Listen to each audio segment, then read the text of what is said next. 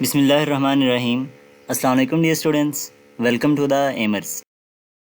आज हमारी MD CAT physics की एमसीक्यू सीरीज़ का लेक्चर नंबर 4 है, जिसमें हम डिस्कस करने वाले हैं ईटीए 2023 के तमाम एमसीक्यूज़ और उनके सॉल्यूशन फ़िज़िक्स पोर्शन के। इससे पहले ऑलरेडी हम 3 लेक्चर्स में डिस्कस कर चुके हैं पास्ट पेपर्स के एमसीक्यूज़, जिसमें ईटीए 2022, नम्स 2022 एंड 2023 के तमाम एमसीक्यूज़ हमने डिस्कस किए हैं फ़िज़िक्स पोर्शन के। तो इन वीडियोज़ का जो लिंक है वो हम डिस्क्रिप्शन में ऐड कर देंगे, वहाँ से आप इनको चेकआउट कर सकते हो। तो चलिए स्टार्ट करते हैं अपना सबसे पहला एमसीक्यूज़। तो हमारे पास में सबसे पहला एमसीक्यूज़ है, a body is move through a displacement of 15 metres towards north, the total displacement will be zero when body cover the same displacement towards. तो हमसे वो ये कह रहा है कि एक बॉडी है जो 15 मीटर का डिस्प्लेसमेंट कवर करती है नॉर्थ की डायरेक्शन में, तो वो किस डायरेक्शन में डिस्प्लेसमेंट कवर करे कि वो टोटल डिस्प्लेसमेंट ज़ीरो हो जाए। अब स्टूडेंट्स हम जानते हैं कि डिस्प्लेसमेंट एक वेक्टर क्वांटिटी है, तो जब हम स्टार्टिंग पॉइंट से दूर जाते हैं तो डिस्प्लेसमेंट पॉजिटिव लिया जाता है, लेकिन जब हम स्टार्टिंग पॉइंट की तरफ वापस आते हैं या उसकी डायरेक्शन को रिवर्स करते हैं तो जो डिस्प्लेसमेंट है वो नेगेटिव हो जाती है। तो अगर हम नॉर्थ में कवर करते हैं 15 मीटर, तो इसके अपोजिट अगर आप कवर करोगे साउथ की डायरेक्शन में 15 मीटर का सेम डिस्प्लेसमेंट, तो हमारे पास में जो टोटल डिस्प्लेसमेंट है वो ज़ीरो हो जाएगा। यानी कि आपको अपोजिट डायरेक्शन में डिस्प्लेसमेंट कवर करना पड़ेगा। तो नॉर्थ के अपोजिट हमारे पास में साउथ जो है वो राइट ऑप्शन है, तो इसका अल्फा ऑप्शन यहाँ पे राइट ऑप्शन बनेगा। एमसीक्यू नंबर 2 हमारे पास में है, when the range of projectile is equals to 1/4 of the height then which one is true. तो इसमें से गिवन ऑप्शन में से हमने बताना है कि कौन सा ऑप्शन जो है वो राइट ऑप्शन है। अब स्टूडेंट्स यहाँ पे हमारे पास में जो कंडीशन है उसके अकॉर्डिंग जो रेंज है वो हाइट का 1/4 है। तो यहाँ पे ना हमारे पास में एक छोटा सा रिलेशनशिप होता है between height and range of projectile, जिसको हम इस तरह से याद कर सकते हैं, रतन चोर है। रतन मतलब कि आर टेन थीटा और चोर है 4h। तो R tan theta is equals to 4h। ये हमारे पास में एक ट्रिक है जिसको हम यहाँ पे यूज़ करेंगे इसको सॉल्व करने के लिए। अब यहाँ पे स्टूडेंट्स हमारे पास में जो रेंज है वो है 1/4h। तो इसको जब हम यहाँ पे रिप्लेस करेंगे तो ये बनेगा 1/4h tan theta is equals to 4h। अब दोनों साइड से जो हाइट का फैक्टर है वो तो कैंसिल आउट हो रहेगा, लेकिन लेफ़्ट साइड पर डिनोमिनेटर में जो 4 है वो राइट साइड वाले जब 4 से मल्टीप्लाई होगा तो हमारे पास में बनेगा tan theta is equals to 16। तो ये हमारे पास में इसका राइट ऑप्शन है। तो गिवन ऑप्शन में से हमारा जो डेल्टा ऑप्शन है वो राइट ऑप्शन होगा यहाँ पे। एमसीक्यू नंबर 3 हमारे पास में है, neglecting the effect of air resistance, how long a stone takes to drop off a 120 metre high building lands on the ground, take G is equals to 10 metre per second square. अब यहाँ पे हमसे वो ये कह रहे हैं कि अगर आप एक स्टोन को 125 मीटर की हाइट से ड्रॉप करो तो वो कितने टाइम में ग्राउंड तक पहुँचेगा। अब यहाँ पे इसको सॉल्व करने के लिए हम यूज़ करते हैं सेकंड इक्वेशन ऑफ मोशन, तो जिसको ना समराइज़ करने के बाद हम time to reach ground calculate कर सकते हैं। तो इसका डायरेक्टली हमारे पास में एक फार्मूला होता है, t is equals to square root of 2h/g। तो जब हमें हाइट गिवन हो तो उसका टाइम हम ये वाला फार्मूला यूज़ करके ईजिली कैलकुलेट कर सकते हैं। अब यहाँ पे हमारे पास में जो हाइट है वो है 125 मीटर और जी हमारे पास में बराबर है 10 मीटर पर सेकंड स्क्वायर के। तो जब इसको हम यहाँ पे रिप्लेस करेंगे तो हमारा, इसको सॉल्व कर लोगे यहाँ पे फिर इसके बाद, तो जब हम 125 को 2 से करवाएंगे मल्टीप्लाई तो आंसर बनेगा 250। तो 250 को जब हम 10 से डिवाइड करेंगे तो आंसर आएगा 25, और 25 का जो स्क्वायर रूट है वो होता है 5 के इक्वल। तो हमारा जो टाइम है वो 5 सेकंड होगा। तो इसका अल्फा ऑप्शन है वो राइट ऑप्शन है। एमसीक्यू नंबर 4 हमारे पास में है, equal forces act on isolated bodies A and B, the mass of B is 1/5 times that of A, the magnitude of acceleration of A. तो हमें यहाँ पे बॉडी ए का एक्सेलरेशन बताना है और हमारे पास में दो कंडीशंस हैं। सबसे पहली कंडीशन ये है कि दोनों बॉडीज़ के ऊपर जो फोर्स है वो सेम लग रही है, इक्वल फोर्सेज हैं। और सेकंड कंडीशन हमारे पास में ये है कि बॉडी बी का जो मास है वो बॉडी ए के मास का 1/5 टाइम्स है। अब यहाँ पे स्टूडेंट्स अगर इसको हम सॉल्व आउट कर लें थोड़ा सा, तो ये बनेगा, अगर आप 5 को यहाँ पे ना लेफ्ट साइड पे मल्टीप्लाई करवा दो यानी कि मास ऑफ बी से, तो हमारे पास में बनेगा mass of A is equals to 5 times of mass of B, यानी कि बॉडी ए का जो मास है वो बॉडी बी के मास से 5 टाइम्स ज़्यादा है। अब यहाँ पे स्टूडेंट हम यूज़ करते हैं Newton second law of motion, जो कुछ इस तरह से है कि acceleration is equals to force divided by mass. अब क्योंकि हमारे पास में दोनों बॉडी पे फोर्स सेम लग रही है, कांस्टेंट है, तो एक्सेलरेशन का मास के साथ इन्वर्स रिलेशनशिप बनेगा, यानी कि जिस बॉडी का मास जितना ज़्यादा होगा उसका एक्सेलरेशन उतना ही कम होगा। तो क्योंकि बॉडी ए का जो मास है वो बॉडी बी के मास से 5 गुना ज़्यादा है, तो हम ये कह सकते हैं कि बॉडी ए का जो एक्सेलरेशन होगा वो बॉडी बी के एक्सेलरेशन से 5 गुना कम होगा, यानी उसके 1/5 टाइम होगा। तो इस रिलेशन को हम यूज़ कर सकते हैं। अपने ऑप्शंस को अगर हम देखें तो यहाँ पे जो डेल्टा ऑप्शन है वो हमें सही रिजल्ट बता रहा है कि acceleration of A is 1/5 times that of B, क्योंकि ए का जो मास है वो 5 गुना ज़्यादा है, तो ए का जो एक्सेलरेशन है वो 5 गुना कम हो जाएगा। तो इसका जो डेल्टा ऑप्शन है वो राइट ऑप्शन है। MCQ नंबर 5 हमारे पास में है, a body is moving with momentum of 100 kilogram metre per second, what is the magnitude of force required to stop this body in 25 seconds. तो स्टूडेंट्स यहाँ पे हमें वो दो चीज़ें बता रहा है, एक है मोमेंटम और दूसरा है टाइम, और हमसे पूछ रहा है कि कितनी फोर्स हमें लगानी पड़ेगी बॉडी को स्टॉप करने के लिए। तो स्टूडेंट्स यहाँ पे हम एक छोटा सा रिलेशनशिप यूज़ करेंगे फोर्स एंड मोमेंटम का, वो होता है F is equals to delta P divided by delta T. Means के rate of change of momentum is equal to the applied force. ये न्यूटन्स का सेकंड लॉ ऑफ मोशन है in terms of momentum. अब यहाँ पे अगर हम values को रिप्लेस करें तो हमारे पास में जो मोमेंटम का चेंज है वो 100 किलोग्राम मीटर पर सेकेंड है, और जो टाइम है वो है 25 सेकेंड्स। तो जब आप इसको सॉल्व आउट करोगे तो फोर्स का आंसर आएगा 4 न्यूटन। तो हमारा जो सी ऑप्शन है यहाँ पे राइट ऑप्शन है। MCQ नंबर 6 है, doubling the initial velocity of projectile while keeping all other parameters same, the height reach by the projectile increases by. अब स्टूडेंट्स यहाँ पे हमसे पूछ रहे हैं कि अगर आप इनिशियल वेलोसिटी को डबल कर दो, बाकी तमाम पैरामीटर्स को आप सेम रखो, तो हाइट ऑफ प्रोजेक्टाइल पे क्या फ़र्क पड़ेगा, वो कितने टाइम इंक्रीज़ करेगी। तो यहाँ पे स्टूडेंट्स कुछ नहीं है, सिर्फ आपको हाइट ऑफ प्रोजेक्टाइल का फॉर्मूला याद होना चाहिए, जो कि होता है H is equals to VI² sin square theta over 2G। अब यहाँ पे क्योंकि बाकी तमाम फैक्टर्स कांस्टेंट हैं, तो हाइट ऑफ प्रोजेक्टाइल का इनिशियल वेलोसिटी के स्क्वायर से डायरेक्ट रिलेशनशिप है। इसका मतलब ये है कि अगर आप इनिशियल वेलोसिटी को 2 टाइम इंक्रीज़ करोगे तो जो हमारी हाइट है वो 2 का स्क्वायर यानी कि 4 टाइम इंक्रीज़ करेगी। तो इसका जो सी ऑप्शन है यहाँ पे राइट ऑप्शन है। MCQ नंबर 7 हमारे पास में है, the weight of body is 120 newton and is lifted to a height of 10 metre, work done on the body is. तो स्टूडेंट्स यहाँ पे हमें हाइट और वेट ऑफ द बॉडी बता रहा है और वर्क हमसे डिमांड कर रहा है। अब यहाँ पे सिंपली हमारे पास में वर्क डन का फॉर्मूला यूज़ करें तो वो होता है force multiplied by displacement. But जब हम किसी बॉडी को किसी स्पेसिफिक हाइट तक लिफ्ट करते हैं तो जो बॉडी का वेट है वो एक्चुअली फोर्स ऑफ ग्रेविटी के इक्वल होता है। तो यहाँ पे हम फोर्स को वेट से रिप्लेस कर सकते हैं फार्मूले के अंदर, एंड जो हमारा वर्टिकल डिस्टेंस है, डिस्प्लेसमेंट है, वो उसकी हाइट के बराबर होगा, तो उसको हम एच से रिप्लेस कर देंगे। तो अगर हम अपने फार्मूले में वैल्यूज़ पुट करें तो बनेगा W is equals to, weight है 120 न्यूटन और हाइट हमारे पास में है 10 मीटर। तो जब इसको हम मल्टीप्लाई करवाएंगे तो इसका आंसर आएगा 1200 जाउल, यानी कि हमारा जो बीटा ऑप्शन है यहाँ पे राइट ऑप्शन है। MCQ नंबर 8 हमारे पास में है, अ 200 Newton force act on 8 kg crate that starts from rest. तो यहाँ पे हमारे पास में एक टोकरी है जिसका मास 8 किलोग्राम है और वो रेस्ट से चलना स्टार्ट करती है जब हम उसके ऊपर 200 न्यूटन की फोर्स लगाते हैं। देन वो क्या कहता है, at the instant the object has gone 2 metre, the rate at which the force is doing work is. अब सुन यहाँ से हमसे पूछ रहा है कि फ़ोर्स किस रेट पर वर्क डन करेगी, यानी कि rate of doing work. In short ये हमसे पावर के बारे में पूछ रहा है। तो स्टूडेंट्स हम जानते हैं पावर का फॉर्मूला होता है work done divided by time, और अगर हम वर्क की बात करें तो वो होता है force into displacement divided by time. तो यहाँ पे हमारे पास में डिस्प्लेसमेंट ओवर टाइम को अगर हम देखें तो ये होता है वेलोसिटी। तो पावर का फॉर्मूला हमारे पास में बन जाएगा फोर्स इंटू वेलोसिटी। तो ये हमारा मेन फॉर्मूला जो हम यहाँ पे यूज़ करेंगे। अब सुनिए, देखो ना, अगर पहले वाले पार्ट की बात करो वर्क डन ओवर टाइम, तो वर्क डन के लिए हमें फोर्स और डिस्प्लेसमेंट चाहिए, वो हमें गिवन है, लेकिन टाइम हमारे पास में नहीं है। तो यहाँ तो पहले टाइम को कैलकुलेट करो या फिर आप इसको किसी तरह से वेलोसिटी में लेके जाओ और इसकी वेलोसिटी फाइंड करो। तो स्टूडेंट्स अगर हम वेलोसिटी की बात करें या टाइम की बात करें तो हमें यहाँ पे एक्सेलरेशन की ज़रूरत पड़ेगी, क्योंकि ये दोनों चीज़ें हम निकाल सकते हैं इक्वेशन ऑफ काइनेमेटिक्स को यूज़ करके। तो उसमें हमारे पास में जो एक्सेलरेशन है वो यूज़ होता है। तो यहाँ पे ना अगर हम बात करें एक्सेलरेशन की, तो बाय न्यूटन द एक्सेलरेशन का फॉर्मूला होता है force divided by mass. Force की वैल्यू हमारे पास में 200 है, मास हमारे पास में 8 किलोग्राम है, तो इसका आंसर आएगा 25 मीटर पर सेकंड स्क्वायर। अब यहाँ पे हम यूज़ कर सकते हैं वेलोसिटी को कैलकुलेट करने के लिए थर्ड इक्वेशन ऑफ मोशन, क्योंकि इसमें टाइम इन्वॉल्व नहीं होता।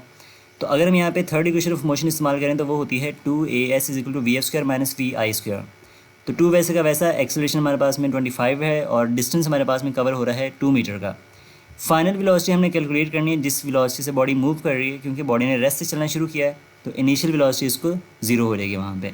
अब इसको अगर हम सॉल्व आउट करें तो हमारे पास में VF² आएगा 25/250, और जब आप 50 को 2 से करवाओगे मल्टीप्लाई तो बन जाएगा 100। अब अगर हम यहाँ पे 100 का स्क्वायर रूट करें तो VF का आंसर आएगा 10 मीटर पर सेकंड, जो कि हमारी फाइनल वेलोसिटी है जिसके साथ बॉडी मूव कर रही है। अब स्टूडेंट्स यहाँ पे हम पावर का फॉर्मूला यूज़ करेंगे क्योंकि हमें रेट ऑफ डूइंग वर्क बताना है। तो फोर्स इंटू स्पीड वाला फॉर्मूला यूज़ करें अगर, तो फोर्स हमारे पास में 200 न्यूटन और स्पीड हमारे पास अब आई है 10 मीटर पर सेकेंड। तो इसका आंसर आएगा 2000 वाट। तो हमारा जो बीटा ऑप्शन है यहाँ पे राइट ऑप्शन है। तो इसको आप ज़रा केयरफुली चेकआउट कर लीजिएगा। अगर आपको कोई इशू हो, कोई चीज़ समझ में ना आए तो आप कमेंट बॉक्स में ज़रूर पूछिएगा। MCQ नंबर 9 हमारे पास में है, which of the following bodies has the largest kinetic energy. तो स्टूडेंट्स हमसे ये पूछ रहे हैं कि किस केस में हमारे पास में जो काइनेटिक एनर्जी है वो मैक्सिमम होगी। अब यहाँ पे ना स्टूडेंट्स हमारे पास में अगर हम बात करें काइनेटिक एनर्जी के फॉर्मूले की, तो वो होता है हाफ mv², यानी कि product of mass and velocity का स्क्वायर। तो जिस रिलेशनशिप के लिए हमारे पास में product of mass and velocity का स्क्वायर सबसे ज़्यादा होगा, उस बॉडी की जो काइनेटिक एनर्जी है वो सबसे ज़्यादा होगी। तो अगर आप अपने गिवन ऑप्शन में देखो, तो हमारे पास में जो फर्स्ट ऑप्शन है उसमें मास और वेलोसिटी का अगर आप प्रोडक्ट लोगे, यानी 4 का स्क्वायर 16 इंटू 1, तो वो 16 आएगा। ऑप्शन बी में आप देखो तो 3 का स्क्वायर 9 और 3, ये बनेगा 27। ऑप्शन सी में अगर हम देखें तो 1 का स्क्वायर 1 और मास 3 है, तो ये बनेगा 3। ऑप्शन डी में हमारे पास में वेलोसिटी नहीं 2 का स्क्वायर 4, और जब उसको 3 से करवाओगे मल्टीप्लाई तो बनेगा 12। तो हमारा जो सबसे मैक्सिमम प्रोडक्ट आ रहा है वो है बीटा ऑप्शन का, जिसमें वेलोसिटी 3 है तो इसका स्क्वायर बनेगा 9, और जब हम 9 को 3 से मल्टीप्लाई करवाएंगे तो बनेगा 27। तो बीटा ऑप्शन इसका राइट ऑप्शन है, क्योंकि इस केस में स्पीड और मास का जो प्रोडक्ट है वो मैक्सिमम आता है। MCQ नंबर 10 हमारे पास में है, a 2 kilogram object is released from rest 8 metre above the surface of the earth during the fall, work done against air resistance is 60 joule, just before it hit the surface its speed is. अब students यहाँ पे हमसे ये पूछा कि अगर आप एक बॉडी को एक स्पेसिफिक हाइट से रिलीज़ करो, तो जब वो ज़मीन तक पहुँचेगा, ज़मीन को टच करने से पहले उसकी स्पीड कितनी होगी। अब यहाँ पे वो एयर रेजिस्टेंस को काउंट कर रहा है। तो स्टूडेंट जब एक बॉडी स्पेसिफिक हाइट भी होती है ना, तो उसके पास में जो टोटल है वो पोटेंशियल एनर्जी होती है। लेकिन जब बॉडी मूव करना शुरू करेगा तो टोटल पोटेंशियल एनर्जी का कुछ हिस्सा यूज़ हो जाएगा वर्क डन अगेंस्ट फ्रिक्शन के अंदर, एंड कुछ हिस्सा उसकी काइनेटिक एनर्जी में कन्वर्ट हो जाएगा। तो अगर हम यहाँ पे इसको सॉल्व आउट करें तो हमारे पास में बनेगा loss in potential energy is equal to gain in kinetic energy plus work done against the air resistance. अब यहाँ पे पोटेंशियल का फॉर्मूला होता है mgh, काइनेटिक का फॉर्मूला होता है हाफ mv², और work done by the friction वैसे का वैसा आ जाएगा। अब स्टूडेंट्स यहाँ पे अगर इसको थोड़ा सा अरेंज कर लो तो हमारे पास में बन जाएगा half mv² is equal to mgh वैसे का वैसा, और जो work done by the friction है वो लेफ्ट साइड पे आके माइनस हो जाएगा उसके साथ पोटेंशियल एनर्जी के साथ। अगर आप इसमें अब वैल्यूज़ को रिप्लेस करो तो मैथ्स हमारे पास में 2 है, तो half 2v² is equals to 2g की वैल्यू 10 है, h हमारे पास में 8 है, और work done by the friction है वो 60 के इक्वल है। अब जो हमारे पास में लेफ्ट साइड में डिनोमिनेटर वाला 2 है वो 2 से कैंसिल आउट हो जाएगा, तो v का स्क्वायर बचेगा, और जब हम 2 को करवाएंगे 10 से मल्टीप्लाई तो बनेगा 20, और जब इसको 8 से मल्टीप्लाई करवाओगे तो बनेगा 160। तो हमारा जो रिलेशन है कुछ इस तरह से सेट हो जाएगा, v² is equals to 160 minus 60। तो जब हम 160 में से 60 को माइनस करेंगे तो ये बनेगा 100, और जब आप 100 का स्क्वायर रूट करोगे तो इसका आंसर आएगा 10 मीटर पर सेकेंड। तो हमारा जो सी ऑप्शन है यहाँ पे राइट ऑप्शन है। MCQ नंबर 11 है, the speedometer of a car shows 36 kilometre per our. गाड़ी का एक स्पीडोमीटर है जो उसकी स्पीड मेजर करता है 36 kilometre per hour. The angular speed of the wheel having 0.5 metre radius is. तो हमें उसकी एंगुलर स्पीड बतानी है। अब सुन यहाँ पर हमने सबसे पहले क्या करना है, अपनी जो वेलोसिटी है, जो स्पीड हमें गिवन है 36 किलोमीटर पर आवर, इसको कन्वर्ट करना है मीटर पर सेकंड में, क्योंकि जो ऑप्शंस हैं वो रेडियन पर सेकंड्स में है। तो अगर हम 36 किलोमीटर पर आवर को कन्वर्ट करेंगे मीटर पर सेकंड में, तो आप इसको 1000 से करवाओगे मल्टीप्लाई और 3600 से कर दोगे डिवाइड, क्योंकि एक घंटे में 3600 सेकंड होते हैं। तो अब देखो यहाँ पे 3600 के जो 2 जीरो हैं डिनोमिनेटर में, वो 1000 के 2 जीरो से कैंसिल आउट हो जाएगा, और फिर डिनोमिनेटर वाला 36, ये जो 36 है उसके साथ कैंसिल आउट हो रही है। तो हमारे पास में इसका आंसर बनेगा 10 मीटर पर सेकंड। तो ये हमारी आगे वेलोसिटी। अब हम एक रिलेशनशिप जानते हैं between linear and angular speed, वो होता है v is equals to R omega. अब हमने यहाँ से ओमेगा करना है कैलकुलेट, तो फॉर्मूला बनेगा v/r। v हमारे पास में 10 के इक्वल है और r हमारे पास में है 0.5। तो अगर इसको आप सॉल्व आउट करोगे तो इसका आंसर आएगा 20 रेडियन पर सेकेंड, यानी कि हमारा जो बीटा ऑप्शन है यहाँ पे राइट ऑप्शन है।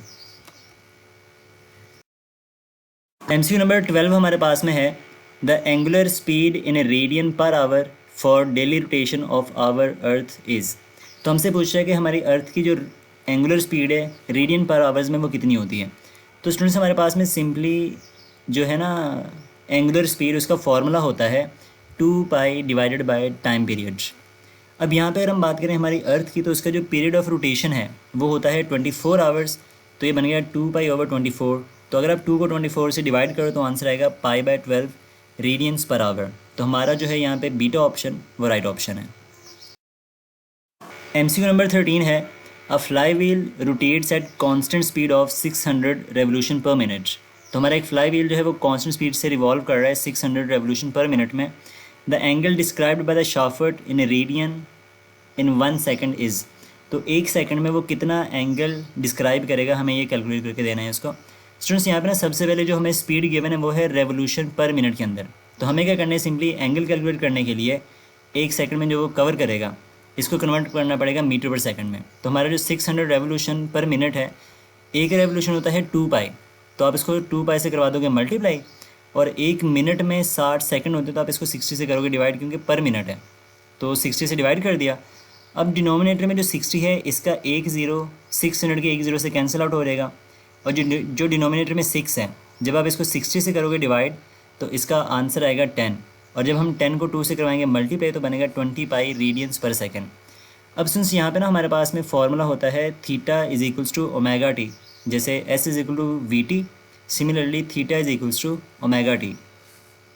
अब यहाँ पे हमारे पास में जो ओमेगा है वो आ गया 20 पाई, और जो टाइम है वो 1 सेकेंड है, तो इसका आंसर आएगा 20 पाई रेडियंस। तो ये हमारे पास में इसका अल्फा ऑप्शन है वो राइट ऑप्शन है। MCQ नंबर 14 है the angular speed of the second hand of the watch is. तो हमारी जो घड़ी है उसमें जो सेकंड्स वाली सुई होती है उसकी एंगुलर स्पीड कितनी होती है। तो इसमें कुछ नहीं है, ओमेगा का हमने फॉर्मूला यूज़ करना है, वो होता है 2 पाई ओवर टाइम पीरियड, और जो सेकंड्स वाली सुई होती है इसका टाइम पीरियड होता है 1 मिनट यानी कि 60 सेकेंड। तो बनेगा 2 पाई/ 60, और अगर आप 2 को 60 से डिवाइड कर दो तो हमारा आंसर आएगा पाई/30 रेडियंस पर सेकेंड, यानी कि हमारा डेल्टा ऑप्शन है वो राइट ऑप्शन है। MCQ नंबर 15 हमारे पास में है a stretch string vibrates with frequency f when tension in the string is t। तो जब हमारे पास में टेंशन t है स्ट्रिंग की तो उसकी फ्रीक्वेंसी f है। For what value of the tension the frequency of the same string is double. तो हमने ये बताना है कि उस स्ट्रिंग की टेंशन कितनी होगी अगर हम उसकी फ्रीक्वेंसी को डबल कर दें। अब स्टूडेंट्स इसमें हमें एक छोटा सा फॉर्मूला याद रखना पड़ेगा stationery waves in a stretch string के लिए। तो उसकी जो फ्रीक्वेंसी होती है फंडामेंटल फ्रीक्वेंसी, उसका फॉर्मूला हमारे पास में होता है f is equals to 1 over lambda square root of tension over linear mass density. तो t हमारे पास में टेंशन है और m हमारे पास में यहाँ पे लीनियर मास डेंसिटी कहलाएगा। तो अब स्टूडेंट्स इस रिलेशन के अकॉर्डिंग अगर आप देखो तो फ्रीक्वेंसी का स्क्वायर रूट ऑफ टेंशन से इन्वर्स डायरेक्ट रिलेशनशिप है। मतलब यहाँ पर यह है कि अगर हमने फ्रीक्वेंसी को डबल करना है तो जो टेंशन है उसको हमें 4 टाइम इंक्रीज़ करना पड़ेगा, क्योंकि 4 का स्क्वायर रूट 2 के इक्वल होता है। तो हमारा यहाँ पे जो राइट ऑप्शन है वो बनेगा अल्फ़ा। अगर हम टेंशन को 4 टाइम इंक्रीज़ करेंगे तो फ्रीक्वेंसी जो है वो डबल हो जाएगी। अब हमारे पास में MCQs नंबर 16 है the longitudinal waves travel more slowly in dash than in. ठीक है, अब स्टूडेंट्स यहाँ पे ना अगर हम बात करें लॉन्गिट्यूडनल वेव्स की तो इसके स्पीड के बारे में पूछ रहा है। तो लॉन्गिट्यूडनल वेव्स फॉर एग्जांपल अगर हम बात करते हैं साउंड वेव्स की, तो साउंड वेव्स की जो स्पीड है वो सबसे कम होती है गैसेस के अंदर और सबसे ज़्यादा होती है सॉलिड्स के अंदर। तो अगर हम यही लॉजिक इस्तेमाल करेंगे लॉन्गिट्यूडनल वेव्स के लिए साउंड के लिहाज से, तो साउंड की जो स्पीड है या फिर लॉन्गिट्यूडनल वेव्स की स्पीड है हम कह सकते हैं कि सबसे कम होती है गैसेस में, तो गैसेस में सबसे स्लोली मूव करेंगे, और सबसे ज़्यादा होती है सॉलिड्स के अंदर, तो ये सॉलिड में सबसे फास्टर मूव करेंगे। तो इनका जो ऑर्डर है स्पीड का वो कुछ इस तरह से होता है कि speed of longitudinal waves in gases is less than speed of sound in liquids which is less than speed of longitudinal waves in solids. तो यहाँ पे हमारा डेल्टा ऑप्शन राइट बनेगा, क्योंकि आप कह सकते हो longitudinal waves travel more slowly in gases than in solids. तो बाकी कोई ऐसा ऑप्शन उस ऑर्डर के अकॉर्डिंग अरेंज नहीं होगा, तो आपका डेल्टा ऑप्शन है वो राइट ऑप्शन है। MCQ नंबर 17 है sinusoidal waves are generated in a large ripple tank. The waves travel at 25 centimetre per second and their adjacent crest are 5 centimetre apart. तो students यहाँ पे हमसे क्या कह रहा है कि जो वेव्स हैं उनकी स्पीड है 25 सेंटीमीटर पर सेकेंड, एंड उनकी जो एडजेसेंट क्रेस्ट हैं उनके दरमियान जो डिस्टेंस है वो है 5 सेंटीमीटर। तो यहाँ पे ये जो पॉइंट है ना एडजेसेंट क्रेस्ट, तो हम जानते हैं दो एडजेसेंट क्रेस्ट का जो डिस्टेंस है वो वेवलेंथ कहलाता है। तो ये बेसिकली आपको वेवलेंथ बता रहा है। The time required for each new whole cycle to be generated is, तो हमें ये बताना है कि हर नया साइकिल बनने के लिए या नई वेव बनने के लिए कितना टाइम चाहिए, यानी एक्चुअल में आपको वेव का टाइम पीरियड बताना है यहाँ पे। अब स्टूडेंट्स हमें यहाँ पे दो चीज़ें गिवन है, speed of waves 25 centimetre per second और इनकी जो वेवलेंथ है वो है 5 सेंटीमीटर। तो यहाँ पे आपको चाहिए टाइम पीरियड। तो आप सिंपल सा यहाँ पे फॉर्मूला यूज़ कर सकते हो, v is equals to distance over time वाला।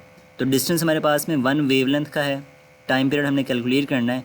तो यहाँ से फॉर्मूला बनेगा t is equals to lambda divided by v। तो यहाँ पे आप वैल्यूज़ को रिप्लेस करो तो ये बनेगा 5/20। 5 को जब 25 से कैंसिल आउट करें तो ये बनेगा 1/5 और 1/5 जो है वो बराबर होता है 0.2 सेकंड के। तो आपका अल्फा ऑप्शन जो है वो राइट ऑप्शन है। MCQ नंबर 18 हमारे पास में है, the distance between adjacent node and anti node is equal to. तो यहाँ पे हमसे पूछ रहा है कि दो नोड और एंटी नोड का डिस्टेंस किसके इक्वल होता है। तो यहाँ पे ना सबसे पहले हम बात करेंगे नोड और एंटी नोड्स की। तो स्टेशनरी वेव्स की पैटर्न के अंदर वो पॉइंट्स जो मैक्सिमम डिस्प्लेसमेंट शो करते हैं वो कहलाते हैं एंटी नोड्स, और वो पॉइंट्स जो परमानेंटली ज़ीरो डिस्प्लेसमेंट शो करें वो होते हैं नोड्स। अब हमारे पास में दो कंजेक्टिव या दो एडजेसेंट नोड्स या फिर एंटी नोड्स का जो डिस्टेंस होता है वो बराबर होता है लैम्डा बाय 2 के। एंड एडजेसेंट नोड और एंटी नोड का जो डिस्टेंस है, यानी कि एक नोड से उसका नेक्स्ट जो एंटी नोड आ रहा है वहाँ तक का जो डिस्टेंस है वो बराबर होता है लैम्डा बाय 4 के। तो हमारा जो बीटा ऑप्शन है यहाँ पे वो राइट ऑप्शन है। MCQ नंबर 19 है, a string claimed at both hands vibrate in 4 segments. तो यहाँ पे एक वायर है जो कि 4 सेगमेंट्स में या लूप्स में वाइब्रेट करती है। The length of the string is 150 centimetre, उसकी लेंथ 150 सेंटीमीटर है। The wavelength of the wave is, तो हमें उसकी वेवलेंथ करनी है कैलकुलेट। तो यहाँ पे इसमें हमको दो चीज़ें बता रहा है, नंबर ऑफ़ लूप्स हमारे पास में है 4 और जो लेंथ ऑफ द स्ट्रिंग है वो है 150 सेंटीमीटर। तो हमें ये बताना है कि उसकी वेवलेंथ क्या होगी। तो यहाँ पर ना हम एक जनरल सा फॉर्मूला यूज़ करते हैं स्टेशनरी वेव्स के लिए जब हम बात करते हैं ना स्ट्रिंग की। तो स्टेशनरी वेव्स ना स्ट्रिंग के लिए हमारे पास में जो nth मोड की वेवलेंथ होती है उसका एक जनरलाइज्ड फार्मूला होता है lambda n is equals to 2l divided by n। तो यहाँ पे जो n है वो है नंबर ऑफ़ लूप्स और l उसकी लेंथ है। अगर हम इसमें वैल्यूज़ को रिप्लेस करें तो बनेगा 2 × 150/4। तो जब हम 2 को 4 से करेंगे डिवाइड तो ये बनेगा 150/2। तो 150 को जब आप 2 पे डिवाइड करोगे तो आंसर आएगा 75 सेंटीमीटर, यानी कि हमारा बीटा ऑप्शन यहाँ पे राइट ऑप्शन है। MCQ नंबर 20 है, the square root of ratio of elasticity to mass density is equal to. तो सुनिए यहाँ से हमें ये बताना है कि इलास्टिसिटी और मास डेंसिटी की जो रेशो का स्क्वायर रूट है वो किसके बराबर होता है। तो एक्चुअल में आपने एक फार्मूला पढ़ा होगा अपने इस चैप्टर के अंदर, the square root of ratio of elasticity to the mass density ये बराबर होता है स्पीड के, यानी ये वाला formula v is equals to square root of e divided by rho. तो यहाँ पे जो e है वो है इलास्टिसिटी और रो हमारे पास में है उसकी मास डेंसिटी। अब यहाँ पे सुनो v की बात करो तो हम यहाँ पे कह सकते हैं कि v का एक फॉर्मूला हमने पढ़ा हुआ है एफ लैम्डा। तो अगर हम दोनों इक्वेशंस को कंपेयर करें तो हम कह सकते हैं square root of e divided by rho is equals to f lambda, यानी कि इलास्टिसिटी और मास डेंसिटी का जो स्क्वायर रूट का रेशो है ये बराबर होता है product of frequency and wavelength के, यानी इसका जो सी ऑप्शन है यहाँ पे वो राइट ऑप्शन है। तो आपका सी ऑप्शन यहाँ पे आ जाएगा। MCQ नंबर 21 है, if the pressure of air enclosed in a long tube is increased 10 times then speed of sound will be. अब सुन यहाँ पे हमसे कह रहे हैं कि अगर आप प्रेशर को 10 टाइम इंक्रीज़ करो तो साउंड की स्पीड पे क्या फ़र्क पड़ेगा। तो हमारे पास में साउंड की स्पीड कैलकुलेट करने का एक फार्मूला होता है v is equals to square root of gamma p divided by rho. और ये MCQ हम ऑलमोस्ट पिछले वाले तीनों लेक्चर में डिस्कस कर चुके हैं, इंपॉर्टेंट है, कई बार ये रिपीट हुआ है। अब यहाँ पे हमने ये पढ़ा था कि अगर हम प्रेशर को इंक्रीज़ करेंगे तो डेंसिटी इंक्रीज़ करेगी। जब हम एयर की बात करते हैं या किसी गैस की बात करते हैं तो उसको कंप्रेस करने से जो प्रेशर है वो प्रेशर बढ़ाने से या उसको कंप्रेस करने से जो डेंसिटी है वो इंक्रीज़ होती है, मॉलिक्यूल पास पास आ जाते हैं। तो हमारे पास में यहाँ पे जो इनकी रेशो है ना p डिवाइडेड बाय रो ये हमेशा कांस्टेंट रहेगा, जिसकी वजह से जो साउंड की स्पीड है वो भी कांस्टेंट रहेगी। यानी कि स्पीड ऑफ साउंड प्रेशर पर डिपेंड ही नहीं करती, इंडिपेंडेंट होती है। आप प्रेशर को जितना मर्जी इंक्रीज़ कर दो तो हमारी जो साउंड की स्पीड है वो कांस्टेंट रहेगी। आपका अल्फा ऑप्शन जो है वो यहाँ पे राइट ऑप्शन है। MCQ नंबर 32 है, the expression Cp minus Cv is equal to. तो स्टूडेंट्स यहाँ पे हमने एक फॉर्मूला पढ़ा था Cp minus CV is equals to R. Cp यहाँ पे होता है molar heat capacity at constant pressure and CV होता है molar heat capacity at constant volume, और R हमारे पास में है जनरल गैस कांस्टेंट। अब यहाँ पे आप क्या करो कि R को ले आओ लेफ़्ट साइड पर और यहाँ पे जो CV है उसको ले जाओ राइट साइड पे, तो ये बनेगा Cp minus R is equals to CV। तो हमारी जो कंडीशन है उसके अकॉर्डिंग जो है आपका डेल्टा ऑप्शन राइट ऑप्शन है। तो ये इतना से सिर्फ MCQs है। आप MCQ नंबर 23 है, in a certain process 200 joule of heat energy is supplied to a system and at the same time 50 joule of work is done by the system. तो work is done by the system यानी कि plus 50 joule, heat supply to the system ये plus 200 joule आ जाएगी। The increase in internal energy of the system ये हमने करना है कैलकुलेट। तो स्टूडेंट्स यहाँ पे हम यूज़ करेंगे फर्स्ट लॉ ऑफ थर्मोडायनामिक्स, जिसके अकॉर्डिंग हम कहते हैं कि heat given to a system is equal to change in internal energy plus work done by the system. तो यहाँ पे जो डेल्टा यू है ना, ये हमने कैलकुलेट करना है, तो वर्क दूसरे चला जाएगा तो माइनस का हो जाएगा।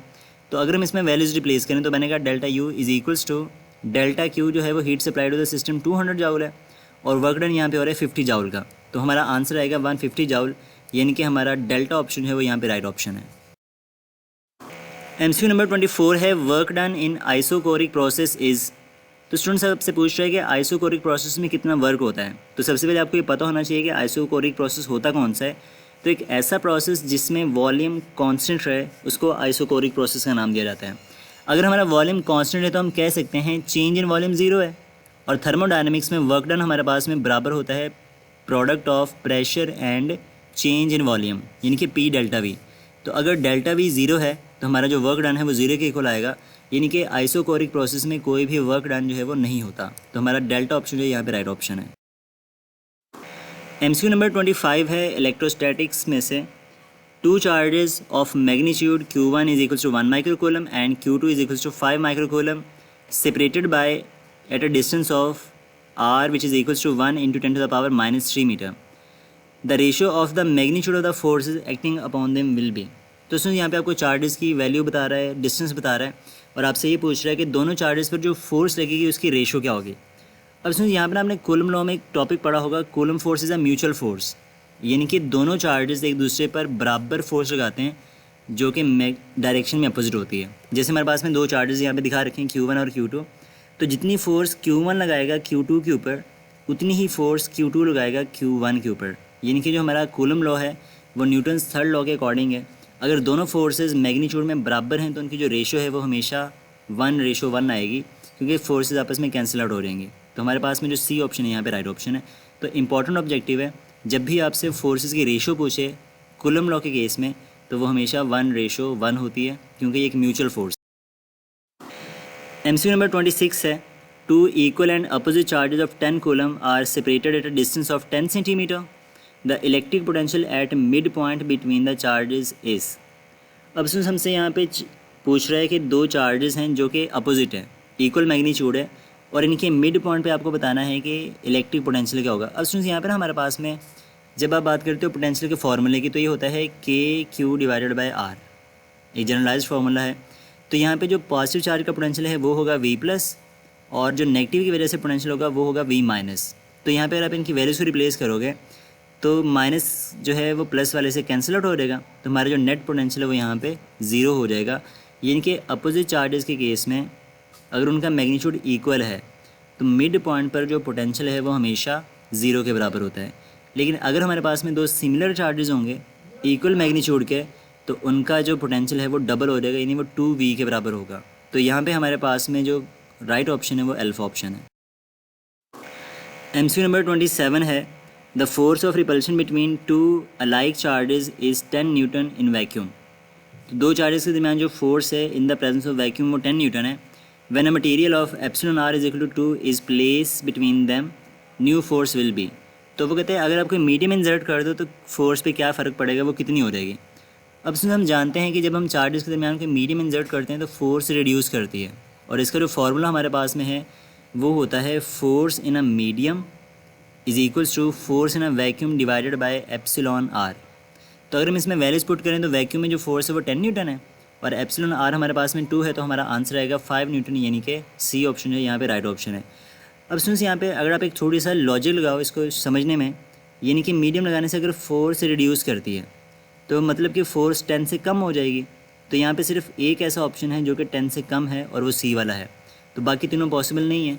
तो आप इसको बिना फार्मूला के भी सॉल्व कर सकते हो, थोड़ा सा लॉजिक यूज़ करके। एमसीक्यू नंबर 28 है, the slope of charge time graph for a charging capacitor gives. अब यहाँ पे अगर हम बात करें चार्ज टाइम ग्राफ की, तो ये कुछ इस तरह से होता है जिसमें हमारा वर्टिकल में चार्ज होता है और हॉरिजॉन्टल में हमारा टाइम लिया जाता है। तो चार्जिंग के केस में हमारा जो ग्राफ है वो कुछ इस तरह से होता है, एक्सपोनेंशियल कर्व होती है जो कि एक टाइम के बाद कांस्टेंट लाइन आ जाती है। अगर आप इसकी निकालना चाहते हैं ना स्लोप, तो हमने बार बार ये बात पढ़ी हुई है कि स्लोप निकालने के लिए आप हमेशा वर्टिकल वाली टर्म को हॉरिजॉन्टल वाली टर्म से डिवाइड करते हो। तो हमारी जो स्लोप है क्यूटी ग्राफ की वो बनेगी चार्ज डिवाइडेड बाय टाइम, और हम जानते हैं चार्ज ओवर टाइम यानी कि क्यू ओवर टी ये करंट का फॉर्मूला होता है। तो जो चार्ज टाइम ग्राफ की स्लोप है वो बराबर आएगी करंट के, यानी कि बीटा ऑप्शन है यहाँ पे राइट ऑप्शन है। एमसीक्यू नंबर 29 हमारे पास में है, the two charge small objects attract each other with a force F when separated by a distance d. If the charge on each object is reduced to 1/4 of its original value, the distance between them is reduced to d/2, the force becomes. अब यहाँ पे students हमसे वो ये कह रहा है कि अगर हम दो चार्जेस हैं उनके जो मैग्नीट्यूड है उसको 1/4 कर दें और जिनका डिस्टेंस इसको हाफ़ कर दें यानी कि d/2 कर दें, तो हमारे पास में फ़ोर्स क्या होगी। अब यहाँ पे हम यूज़ करेंगे कूलम्स लॉ, और इसका फार्मूला हम जानते हैं होता है F = K Q1 Q2 by R d²। अब यहाँ पे सुन हम के Q1 और Q2 की वैल्यू को रिप्लेस करेंगे तो ये होती है Q1/4 एंड Q2/4, क्योंकि 1/4 हमने कर दिया है और डिस्टेंस को हमने हाफ़ किया तो ये लिखोगे d/2 का स्क्वायर। अब यहाँ पे सुन आप देखो तो चार्जेस के डिनोमिनेटर में जो 4 है ना ये आपस में मल्टीप्लाई होकर बन जाएगा 16, और जब d/2 को स्क्वायर को आप हल करोगे तो ये बनेगा d²/4 कुछ इस तरह से। अब यहाँ पे हमारे पास में देखो तो ये जो 16 है ये आ जाएगा डिनोमिनेटर में d के साथ, और ये जो 4 है ये ऊपर चला जाएगा न्यूमरेटर में, तो ये कुछ इस तरह से नज़र आएगा आपको, यानी कि K Q1 Q2 by d², 4 ऊपर आ गया और 16 आ गया नीचे। अगर आप यहाँ से 4 को 16 से डिवाइड करो तो बनेगा 1/4, और जो K Q1 Q2 by d² है ये हमारे पास में बराबर है ओरिजिनल फोर्स के जो कि पहले वाली थी। तो हमारे पास में आएगा F प्राइम = 1/4F, यानी कि इसका जो बीटा ऑप्शन है वो राइट ऑप्शन है। हमारी जो फोर्स है वो पहले से 1/4 टाइम रिड्यूस कर जाएगी। एमसीक्यू नंबर 30 हमारे पास में है, if both the plate area and the plate separation of a parallel plate capacitors are double, the capacitance is. यानी कि अगर हम प्लेट का एरिया और प्लेट सेपरेशन दोनों को डबल करें तो कैपेसिटेंस पे क्या फ़र्क पड़ेगा। अब स्टूडेंट्स हम जानते हैं कि पैरेलल प्लेट कैपेसिटर की जो कैपेसिटेंस उसका फार्मूला होता है C = A ε0 / D। अब कंडीशन हमारे पास में ये है कि हमने एरिया को भी डबल कर दिया, 2 टाइम इंक्रीज़ कर दिया, और जो D है प्लेट सेपरेशन उसको भी हमने डबल कर दिया है। तो ये दोनों वैल्यूज़ हम अपने फार्मूले में रिप्लेस करेंगे तो जो न्यू कैपेसिटेंस है वो बनेगी 2A ε0 / 2D। तो यहाँ पे 2 से 2 कैंसिल हो जाएगा तो हमारे पास में बनेगा A ε0 / D, यानी कि हमारे पास में वापस वो C के बराबर आ जाएगा। तो हमारी कैपेसिटेंस में कोई भी चेंज नहीं आएगा अगर आप प्लेट के एरिया को और उनकी जो सेपरेशन है दोनों को इंक्रीज़ कर दो, तो यहाँ पे हमारा जो है वो डेल्टा ऑप्शन राइट ऑप्शन है वो चेंज नहीं होगी। नंबर 31 है, if 20 microfarad capacitor is charged up to 200 volt, its energy stored. अब यहाँ पे उसने हमें दो चीज़ें बता रखी हैं, एक है 20 माइक्रोफैरड ये उसकी कैपेसिटेंस है, एंड वोल्टेज हमारे पास में है 200 वोल्ट। तो 20 माइक्रो को हम लिख सकते हैं 20 × 10⁻⁻⁶। अब सुन जब हमारे पास में कैपेसिटेंस और पोटेंशियल डिफरेंस गिवन हो तो एनर्जी स्टोर का फार्मूला हम यूज़ करते हैं U = ½ CV²। अब यहाँ पे C की वैल्यू अगर आप रिप्लेस करो तो ये है 20 × 10⁻⁻6, और V की वैल्यू हमारे पास में है 200 का स्क्वायर। अब यहाँ पे अगर आप 20 को 2 से डिवाइड करो तो ये बनेगा 10, और 2 का स्क्वायर होता है 4, तो 200 का स्क्वायर बनेगा 40,000, तो जिसको आप लिख सकते हो 4 × 10⁻⁴। तो ये हमारा एक्सप्रेशन बन गया। अब यहाँ पे स्टूडेंट्स आप क्या करोगे कि अगर -6 में से प्लस के 4 को करो रिमूव यहाँ से, तो पावर बचेगी -2, और 4 को जब 10 से कराएंगे मल्टी तो ये बनेगा 40, तो हमारा आंसर आएगा 40 × 10⁻⁻²। अगर आप इसकी पावर को थोड़ा सा सॉल्व कर लो यानी कि आप डेसिमल में जाओ इसके, तो हमारा आंसर बनेगा 0.4 जूल, यानी कि डेल्टा ऑप्शन। नंबर 32 है for 0.5 Simon of conductance resistance will be. अगर हमारे पास में जो कंडक्टेंस है वो 0.5 साइमन्स हो तो रेजिस्टेंस कितनी होगी। अब यहाँ पे स्टूडेंट्स कुछ नहीं है, सिंपली हमें एक फॉर्मूला यूज़ करना है रेजिस्टेंस और कंडक्टेंस का, और हम जानते हैं दोनों एक दूसरे के रेसिप्रोकल होते हैं। तो resistance is the reciprocal of conductance, और कंडक्टेंस हमारे पास में है 0.5। इसमें वैल्यूज रिप्लेस करेंगे तो जब आप 0.5 के पॉइंट को रिमूव करोगे तो बटे में 10 आ जाएगा। वो जो 10 है वो ऊपर आके हो गया 1 से मल्टीप्लाई, तो बनेगा 10/5, और इसका आंसर आएगा 2 ओहम। तो हमारा जो अल्फा ऑप्शन है वो राइट ऑप्शन है। 3 है 1 volt into 1 ampere is equals to. तो स्टूडेंट्स यहाँ पे ना हमने ये बताया कि इनका प्रोडक्ट किसके बराबर होता है। तो ये बेसिकली हमारे पास में हम यूज़ करते हैं अगर पावर का एक फार्मूला जो होता है V क्रॉस I। अब यहाँ पे अगर आप V की बात करो पोटेंशियल डिफरेंस की, तो इसका यूनिट होता है वोल्ट, और I यानी कि करंट का यूनिट होता है एम्पेयर। तो वोल्ट टाइम्स एम्पेयर पावर के इक्वल है, और हमें पता है पावर का ऐसा यूनिट होता है वॉट। तो हमारा जो डेल्टा ऑप्शन है यहाँ पे वो राइट ऑप्शन है। नंबर 34 हमारे पास में है a wire of length has resistivity rho, if the wire is divided into 2 half then resistivity of each wire is. यानी कि अगर आप एक वायर को 2 हाफ में डिवाइड कर दो तो रेजिस्टिविटी पे क्या फ़र्क पड़ेगा।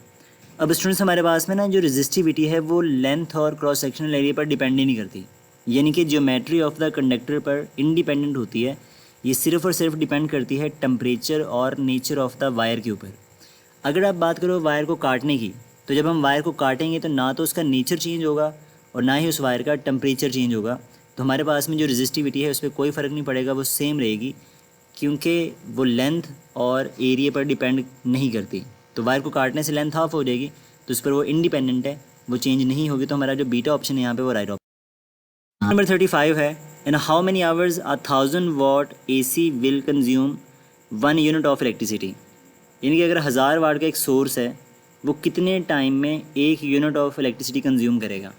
अब स्टूडेंट्स यहाँ पे ना एक्चुअल में हम बात करें किलो वाट आवर की, तो हम जानते हैं इलेक्ट्रिसिटी कंजप्शन का जो ऐसे यूनिट है वो होता है किलो वाट आवर, जिसको हम इस तरह से डिफ़ाइन करते हैं कि अगर कोई ऐसा सोर्स जिसकी पावर जो है वो 1000 वाट हो, तो वो 1 घंटे में जितनी एनर्जी कंज्यूम करेगा उसको 1 किलो वाट आवर कहते हैं।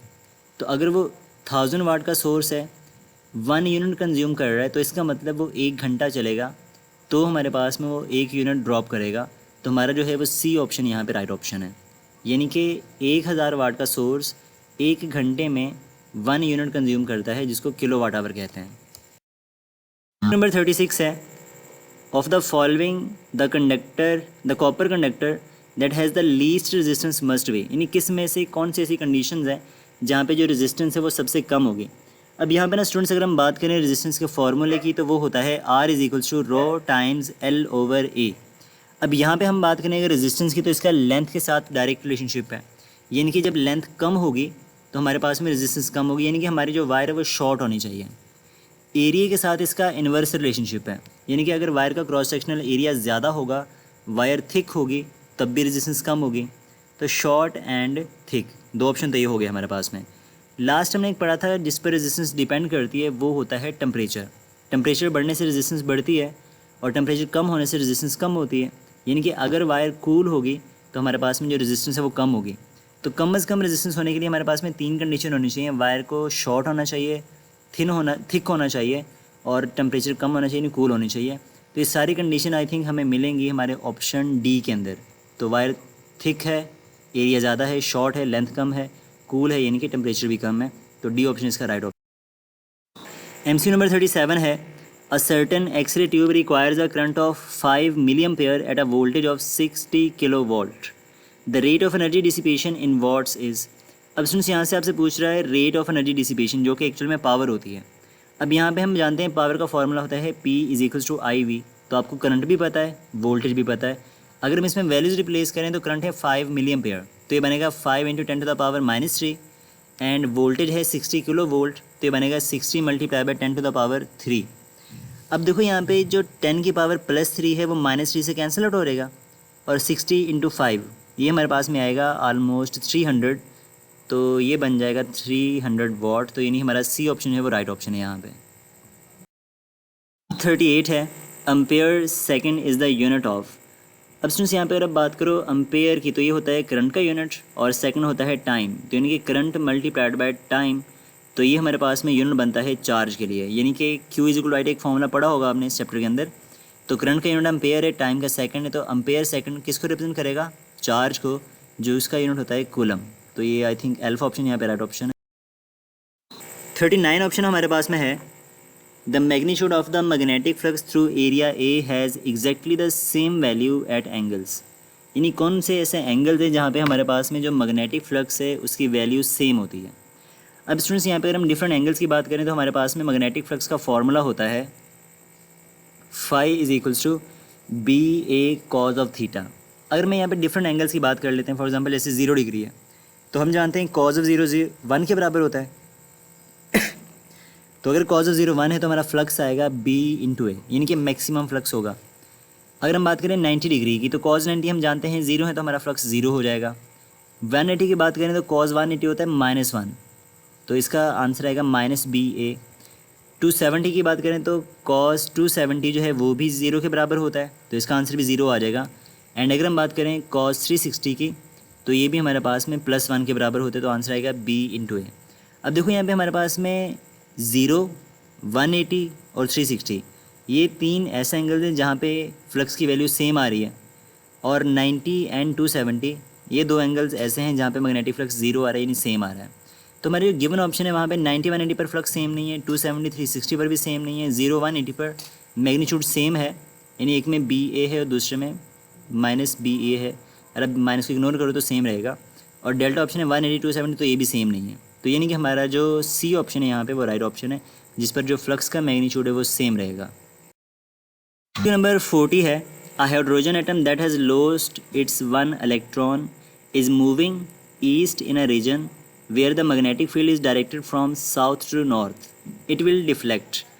अब स्टूडेंट्स यहाँ पर ना सबसे पहले जो बात नोट करने वाली वो ये है कि हाइड्रोजन एटम ने इलेक्ट्रॉन लूज़ कर दिया है, और हम जानते हैं जब कि एटम इलेक्ट्रॉन लूज़ करता है तो उस पर पॉजिटिव चार्ज आ जाता है।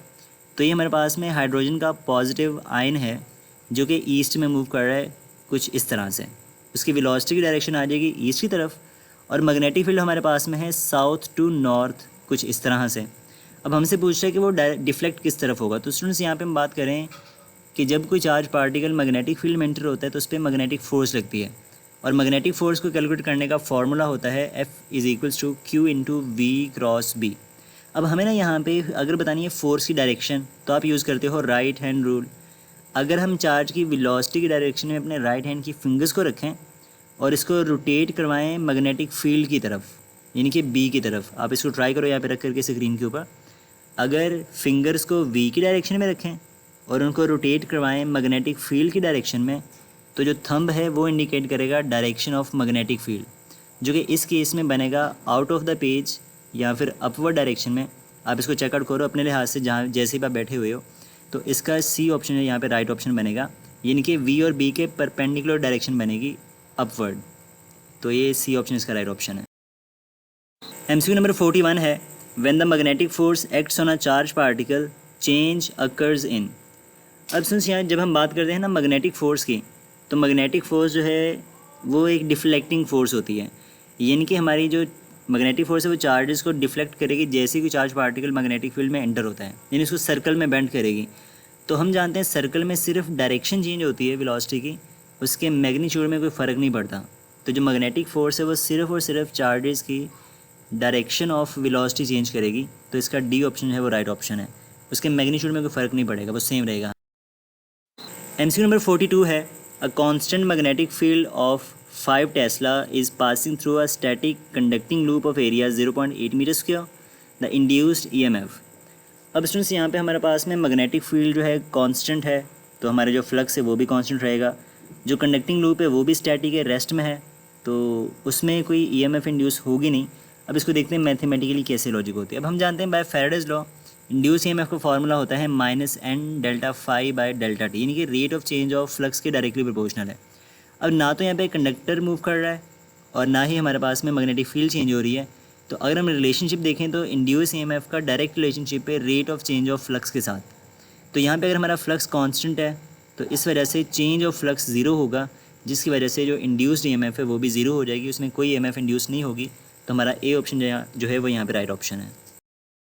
नंबर 43 है, magnetic flux link with the conducting loop A is increased at the rate of 15 Weber per second, and in another conducting loop B is decreased at the rate of 15 Weber per second. The magnitude of induced EMF of, तो हमारे पास में यहाँ पे दो loops हैं, एक में आप फ्लक्स को इंक्रीज़ कर रहे हो 15 वेबर पर सेकंड के रेट से, और दूसरे लूप में आप फ्लक्स को डिक्रीज़ कर रहे हो 15 वेबर पर सेकंड के रेट से, और हमसे ये पूछता है कि मैग्नीट्यूड ऑफ इंड्यूस ईएमएफ क्या होगा। अब सुन यहाँ पे ना अगर हम फ्लक्स की बात करें तो हमने पढ़ा था इंड्यूस ईएमएफ जो है वो rate of change of flux के डायरेक्टली प्रोपोर्शनल है। अगर यहाँ पे देखो तो दोनों में फ्लक्स का चेंज तो सेम आ रहा है, एक में इंक्रीज़ हो रहा है दूसरे में डिक्रीज़ हो रहा है, तो सेम मैग्नीट्यूड है, तो हमारे पास में जो ईएमएफ है यहाँ पे वो भी सेम इंड्यूस होगी। तो हम कह सकते हैं ये magnitude of EMF induce in the loop A will be equal to the loop B. तो इसका आई थिंक अल्फा ऑप्शन है यहाँ पे राइट ऑप्शन बनेगा। 44 है, for induced EMF to be produced in a coil the magnetic flux link with the coil must be. अब हमने ये बताना है कि अगर हमें ईएमएफ को इंड्यूस करवाना है तो फ्लक्स को क्या करना पड़ेगा, वो इंक्रीज़ करेगा, डिक्रीज़ करेगा, कांस्टेंट रहेगा या फिर चेंज होगा।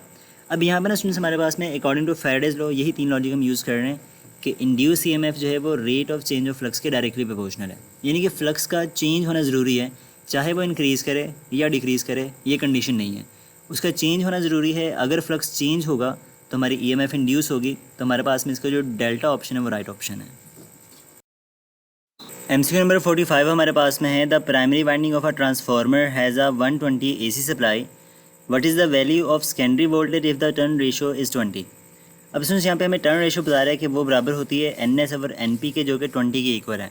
तो इसको सॉल्व करने के लिए ना आपको छोटे सा एक हिंट यहाँ पे याद रखना है कि जो नंबर ऑफ़ टर्न्स हैं ये वोल्टेज के डायरेक्टली प्रोपोर्शनल होते हैं।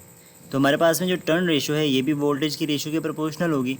तो ये जो ट्रांसफार्मर इक्वेशन जब हम लिखेंगे इसकी तो ये बनेगी NS over NP is equals to VS divided by VP। अब यहाँ पे हमारे पास में जो NS ओवर NP है वो तो 20 है, लेकिन जो VP है प्राइमरी वोल्टेज वो है 120 वोल्ट AC सप्लाई। तो आपको VS निकालना है, तो 120 हमारे पास में जब 20 से मल्टीप्लाई होगा तो इसका आंसर रहेगा 2400 वोल्ट्स। तो हमारा जो सी ऑप्शन है यहाँ पे वो राइट ऑप्शन है। एमसीक्यू नंबर 46 है, इलेक्ट्रॉनिक्स में से सिर्फ एक ही एमसीक्यू यहाँ पे आया है।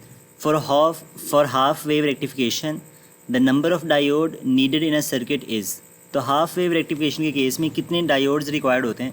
तो स्टूडेंट्स यहाँ पे अगर हम डायोड के सर्किट्स की बात करें तो ये कुछ इस तरह से होता है हाफ वेव रेक्टिफायर, जिसमें सिर्फ हम एक सिंगल डायोड यूज़ करते हैं, और इसकी वजह से हमें आउटपुट में हाफ वेव का आउटपुट मिलता है, और हाफ वेव का जो आउटपुट है वो हमें नहीं मिलता एज अ DC।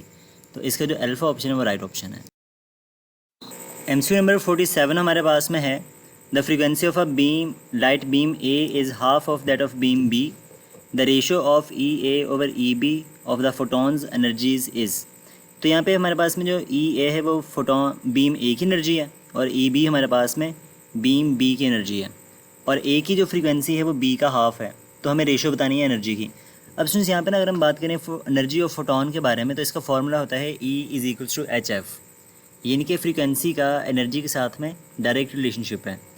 कंडीशन हमारे पास में ये है कि frequency of A is half of frequency of B। तो अगर A की फ्रीक्वेंसी हाफ है तो ज़ाहिरी बात है फिर A की जो एनर्जी है वो भी हाफ होगी, क्योंकि एनर्जी फ्रीक्वेंसी के साथ में डायरेक्टली रिलेटेड है।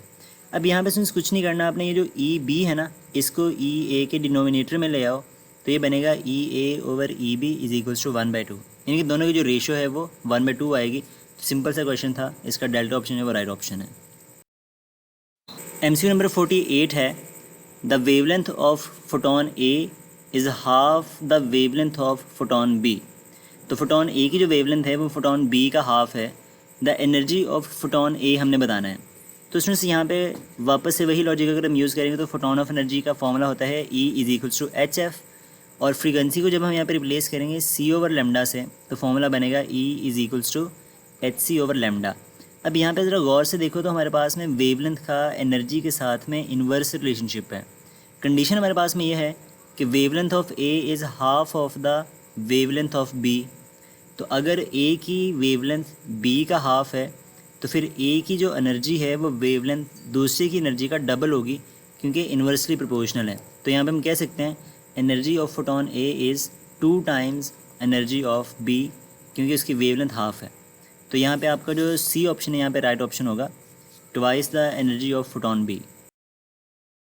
एमसीक्यू नंबर 49 है, if the frequency of light is greater than the threshold frequency then in photo electric effect the number of electrons increases with the increase in of light. तो कहता है कि अगर हमारे photon की जो फ्रीक्वेंसी है वो थ्रेशोल्ड फ्रीक्वेंसी से ज़्यादा हो, तो थ्रेशोल्ड फ्रीक्वेंसी स्टूडेंट्स यहाँ पे एक ऐसी फ्रीक्वेंसी होती है जहाँ पर इलेक्ट्रॉन्स एमिट होना स्टार्ट हो जाते हैं एक मेटल की सरफेस में से। तो इसमें कहता है कि नंबर ऑफ़ इलेक्ट्रॉन्स किससे कैसे इंक्रीज़ करेंगे या किसको इंक्रीज़ करने से इंक्रीज़ करेंगे। अब स्टूडेंट्स यहाँ पर एक छोटी सी बात याद रखनी है कि हमारे पास में एक फोटोन जो है वो एक इलेक्ट्रॉन एमिट करवाता है। अगर आप 1000 फोटोन मारोगे तो 1000 इलेक्ट्रॉन्स एमिट होंगे। तो जो नंबर ऑफ़ इलेक्ट्रॉन्स होते हैं वो डिपेंड करते हैं नंबर ऑफ़ द फोटॉन्स के ऊपर, कि आप कितने फोटॉन स्ट्राइक करवा रहे हो उस सरफेस के ऊपर जिनकी फ्रीक्वेंसी थ्रेशोल्ड फ्रीक्वेंसी से ज़्यादा है, जो इलेक्ट्रॉन्स निकाल सकते हैं। तो यहाँ पे हमारे पास में नंबर ऑफ़ फोटॉन्स, उसको हम इंटेंसिटी ऑफ द लाइट का नाम भी दे सकते हैं। तो हमारे पास में जो एमिटेड इलेक्ट्रॉन्स होते हैं वो लाइट इंटेंसिटी के डायरेक्टली प्रोपोर्शनल होते हैं। तो जितनी ज़्यादा लाइट की इंटेंसिटी आप बढ़ाते जाओगे नंबर ऑफ़ फोटॉन्स बढ़ते जाएंगे और जो नंबर ऑफ़ एमिटेड इलेक्ट्रॉन्स है वो भी इंक्रीज़ करेंगे। तो हमारा जो डेल्टा ऑप्शन है वो राइट ऑप्शन है, तो वो फ्रीक्वेंसी पर डिपेंड ही नहीं करेगा, ठीक है। तो काइनेटिक एनर्जी डिपेंड करती है फ्रीक्वेंसी के ऊपर और जो स्टॉपिंग पोटेंशियल है वो भी फ्रीक्वेंसी पर डिपेंड करता है, बट नंबर ऑफ़ इलेक्ट्रॉन्स सिर्फ और सिर्फ डिपेंड करते हैं intensity of light. MCQ number 50 हमारे पास में है, the shortest wavelength associated to Paschen series is.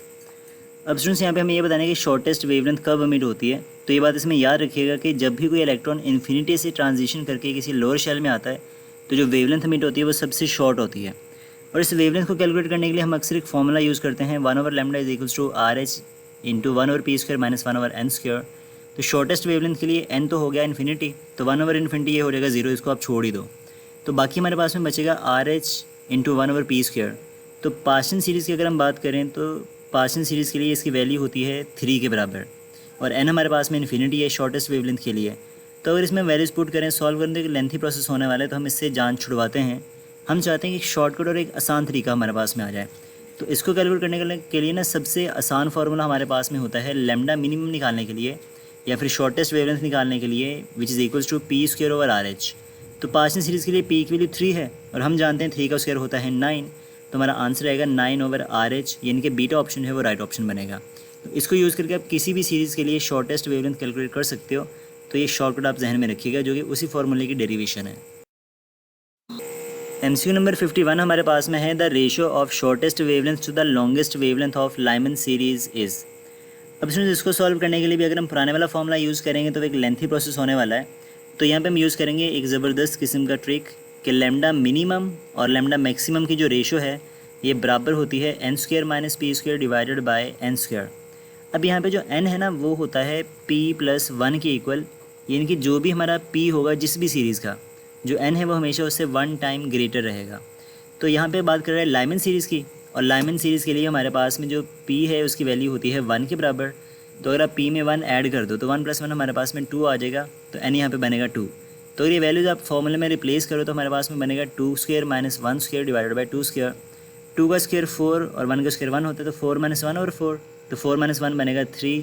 तो हमारा आंसर आएगा 3 डिवाइडेड बाई 4, यानी कि जो बीटा ऑप्शन है वो हमारा राइट ऑप्शन है। तो अगर आपसे क्वेश्चन उल्टा पूछे कि लैम्डा मैक्सिमम और लैम्डा मिनिमम की रेशो क्या होगी तो हमारा ऑप्शन सी बन जाता, बट इस केस में हमारा बीटा ऑप्शन। एमसीक्यू नंबर 52 है न्यूक्लियर फिजिक्स से, half life of a radio active element is 100 days. तो उसकी जो हाफ लाइफ है वो हमारे पास में 100 डेज़ है। How much quantity of the 88 gram of such element will remain after 3 half life. तो 3 हाफ लाइफ गुजरने के बाद में उसकी जो कितनी अमाउंट जो है वो बाकी बचेगी अगर उसकी ओरिजिनल अमाउंट जो है वो 88 ग्राम हो। अब स्टूडेंट्स यहाँ पे ना हमारे पास में रिमेनिंग अमाउंट कैलकुलेट करने का एक फॉर्मूला होता है n is equals to n0 divided by 2⁻⁴n। यहाँ पे जो n है वो रिमेनिंग अमाउंट है, n0 उसकी ओरिजिनल अमाउंट, और जो स्मॉल n है वो होता है number of the half life. तो इसमें हम वैल्यूज पुट करें तो ओरिजिनल अमाउंट हमारे पास में जो स्टार्टिंग में प्रेजेंट थी वो थी 88 ग्राम, और जो नंबर ऑफ़ हाफ लाइफ है वो 3 के इक्वल है, और 2⁻³ हम जानते हैं ये 8 के इक्वल होता है। तो अगर आप 88 को 8 से डिवाइड करो तो आंसर आएगा 11 ग्राम। तो 3 हाफ लाइफ गुजरने के बाद में 11 ग्राम हमारे पास में बाकी बचेगा अमाउंट उसका, तो सी ऑप्शन इसका राइट ऑप्शन है। एमसीक्यू नंबर 53 है, radio active strontium has a half life of 30 years. What percent of a sample of strontium will remain after 90 years? तो 90 साल गुजरने के बाद में उसकी अमाउंट जो है वो कितनी बाकी बचेगी. अब सुन, इसको सॉल्व करने का ना हमारे पास में दो मेथड है. एक है थोड़ा लेंथी कैलकुलेशन बेस्ड और एक है थोड़ा सा ट्रिकी बेस्ड. तो यहाँ पे दोनों मेथड मैं आपको बता देता हूँ, आपको जो आसान लगे आप वो अप्लाई कर सकते हो. तो पहले हम सॉल्व करते हैं थोड़ा लेंथी मेथड जिसमें थोड़ी कैलकुलेशन आती है. तो इसमें ना सबसे पहले आपको number of half life calculate करना है दोनों मेथड्स के लिए. तो नंबर ऑफ़ हाफ लाइफ निकालने का सिंपल सा फॉर्मूला होता है total time divided by half life. अब टोटल टाइम हमारे पास में जो बता रखा है वो है 90 ईयर्स का और हाफ लाइफ है इसकी 30 ईयर्स. तो हमारी जो नंबर ऑफ़ हाफ लाइफ है यानी कि स्मॉल एन ये बनेगा 3. अब यहाँ से नेक्स्ट अगर हम चलते हैं तो हमने सबसे पहले इसकी निकालनी है कि 90 साल के बाद उसकी रिमेनिंग अमाउंट कितनी बचेगी, यानी उसका कितने परसेंट बाकी बचा है. इसके लिए आप निकालोगे n is equals to N naught divided by 2 raise to the power n. तो n नॉट हमारे पास में उसकी ओरिजिनल अमाउंट है, नंबर ऑफ़ हाफ लाइफ 3 है तो 2 रेज़ टू द पावर 3 आ जाएगा और 2 रेज़ टू द पावर 3 हमारे पास में इक्वल होता है 8 के. तो हमारी जो रिमेनिंग अमाउंट है वो ओरिजिनल अमाउंट का 1/8 बाकी बचेगी. अब यहाँ पे सुन आपने परसेंटेज में निकालना है तो आप इसको करवा दोगे 100% से मल्टीप्लाई. तो हमारे पास में जो रिमेनिंग अमाउंट है परसेंटेज में उसका आंसर आएगा 12.5%, यानी कि आपका जो अल्फ़ा ऑप्शन है वो राइट ऑप्शन है. अब हम चलते हैं शॉर्ट ट्रिक मेथड की तरफ. यानी कि अगर आप बात करो एटम्स की तो स्टार्टिंग में अगर आप देखो उसको तो वो 100% होगा, ठीक है. लेकिन एक हाफ लाइफ जब गुजरेगी तो वो 100 से हाफ़ हो जाएगा यानी कि 50%. जब दूसरी हाफ लाइफ गुजरेगी तो वो 50 का हाफ़ यानी कि 25% हो जाएगा. और जब तीसरी हाफ लाइफ गुजरेगी तो 25 का भी हाफ़ यानी कि 12.5% बचेगा. तो ये हमारा शॉर्टकट और इजी मेथड है जिसको आप अप्लाई कर सकते हो इस क्वेश्चन को सॉल्व आउट करने के लिए. तो इसके अकॉर्डिंग भी हमारा अल्फ़ा ऑप्शन जो है वो राइट ऑप्शन है. MCQ नंबर 54 है. At the end of 15 minutes 1/32 of a sample of radio active plutonium remain, the corresponding half life is.